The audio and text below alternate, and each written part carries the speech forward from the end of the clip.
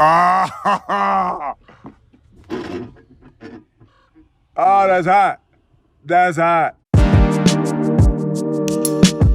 Hey, what's up you guys, Sierra here, aka Sierra the Goat. I'm going to be giving my thoughts / review on this week's One Piece chapter, Becoming Samurai. First things first, I think the pacing of this week's chapter was done perfectly. I said what I said! It did not feel rushed or dragged out whatsoever. I loved it. For the cover page this week, Oda introduces the Germ Pirates. Why? I don't know. But maybe they could be possible underlings to Blackbeard, kind of like how Pinkbeard was when he attacked that one town while the reverie was going on. So yeah. This week's chapter was kind of done in like two halves, and in the first half of the chapter, we get some Kozuki and Mink history, how they made a vow centuries and centuries ago to become family friends and always assist each other when they need it. This just literally shows how loyal the Minks are, and like if the trader is a Mink, I will be absolutely shocked. Oden's out fishing for some koi, for some Oden he's gonna eat later. He stumbles upon Nekomamushi, Inuyarashi, and Kawamatsu about to be burned at the stake by the townspeople, which is a little questionable because they're supposed to be really strong,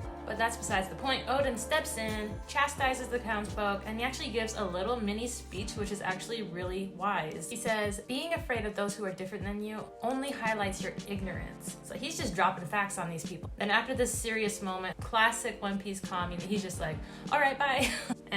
But he ends up saving them anyway, and they all head back to Curry Castle. While at the castle, Oden decides to feed them, and we learn a little history about Kawamatsu, about his backstory, and how he's actually a fishman, which was news to me. We also find out that Oden has been giving Orochi money just because he felt bad, and so they're all low on funds. The retainers end up trying and failing to steal some money from Yasue, but it ends up working out for them anyway because Yasue decides to give them more than enough money than they even needed, but also he gives them a little motivational speak telling how they need to shape it up and become some respected samurai of the Wano country. They spend a total of 3 years just leveling up, honing their skill, and then in the second half of the chapter, we are now 30 years into the past. Oden, who is now 29 years old, hears that his father is sick and they all travel to the capital. Also at this point, Nekomamushi and Inuyarashi should be around 10 years old, but yeah, they enter the capital. The townspeople are actually really shocked and surprised at how elegant they all look and how legit they have become. Some of them even end up bowing to them. They get to the castle and Shogun Sukiyaki and Oden share some precious moments, which is a little sad and depressing because like as the reader, we know this is going to be the last time he's going to talk to his dad.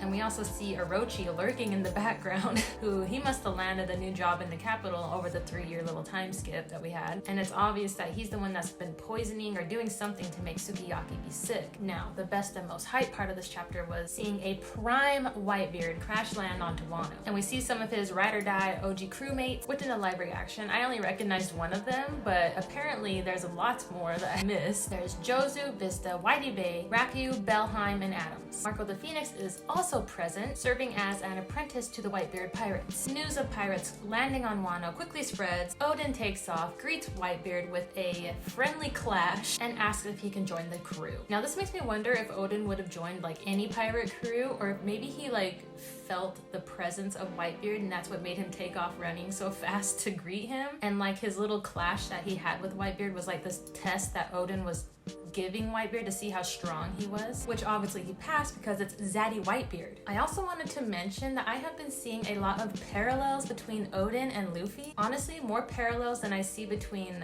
Luffy and Roger. Just Oden, his mannerisms, his attitude, his personality, and the dynamic with his retainers, it reminds me so much of the Straw Hat crew. So I wonder if this is on purpose or if it's gonna like mean something down the line. I don't know. The great chapter. I loved it. I cannot wait for this little adventure on the Whitebeard crew. Subscribe, like, and hit that bell for more notifications when I upload. Leave me a comment down below, and I'll see you in the next video. Peace.